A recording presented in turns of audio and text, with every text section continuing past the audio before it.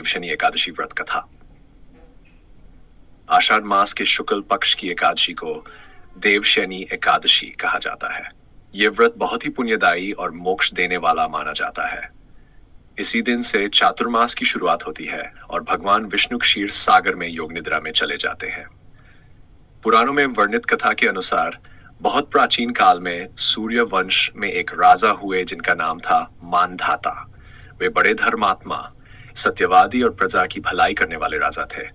उनके राज्य में हर कोई सुखी था, लेकिन एक बार उनके राज्य में भयंकर अकाल पड़ा। कई वर्षों तक वर्षा नहीं हुई, जल और अन्न का अभाव हो गया। प्रजा दुखी हो गई और हर ओर हाहाकार मच गया। राजा ने संकट से निकलने के लिए अनेक यज्ञ और उपाय किए, पर कोई भी लाभ नहीं हुआ। अंत में वे महान तपस्वी महर्षि अंगिरा के पास गए और प्रार्थना की, हे मुनिवर, मेरी प्रजा कष्ट में है, कृपया कोई उपाय बताइए जिससे यह संकट दूर हो। महर्षि अंगिरा ने थोड़ी देर ध्यान किया और फिर कहा, राजन, यह संकट केवल धार्मिक उपायों से ही दूर हो सकता है। आप और आपकी प्रजा आषाढ़ शुक्ल एकादशी का व्रत करें। इस दिन भगवान विष्णु का विधि पूर्वक पूजन करें, उपवास रखें और रात भर जागरण कर भजन कीर्तन करें। इससे पापों का नाश होगा और वर्षा अवश्य होगी।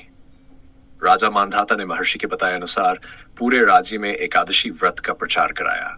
जब एकादशी का दिन आया तो सभी लोगों ने स्नान कर व्रत किया, भगवान विष्णु की पूजा की, भजन गाए और पूरी रात जागरण किया। भगवान विष्णु भक्तों की भक्ति से अत्यंत प्रसन्न हुए। उनकी कृपा से उसी रात मेघ गिराए और मूसलधार वर्षा होने लगी। नदियां भर गई, खेतों में हरियाली लौट आई और राज्य में फिर से समृद्धि आ गई। इस घटना के बाद से देवशनी एकादशी का व्रत अत्यंत महत्वपूर्ण माना जाने लगा।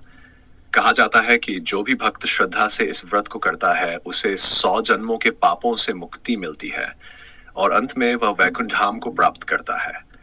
इस दिन से भगवान विष्णु योग निद्रा में चले जाते हैं और 4 महीने तक इसी अवस्था में रहते हैं। इन 4 महीनों में कोई भी मांगलिक कार्य जैसे विवाह, मुंडन, गृह प्रवेश आदि नहीं किए जाते। फिर कार्तिक मास की शुक्ल एकादशी यानी प्रबोधिनी एकादशी को भगवान विष्णु निद्रा से जागते हैं और तभी से सभी शुभ कार्यों की शुरुआत होती है। इस प्रकार देवशनी एकादशी की ये पावन कथा हमें यह सिखाती है कि श्रद्धा, भक्ति और संयम से जीवन के सबसे बड़े संकट भी दूर हो सकते हैं।